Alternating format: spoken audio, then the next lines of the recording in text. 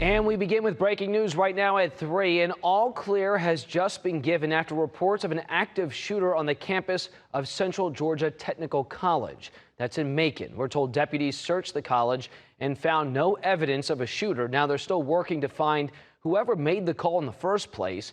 A lockdown that was put into place about an hour ago has since been lifted.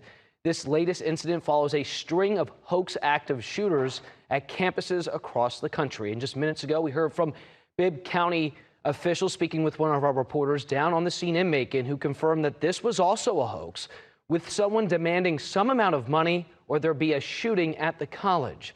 They say there was also a similar call at a high school in the area. Stay with Atlanta News First as we also work to learn more from the sheriff's department there in Macon.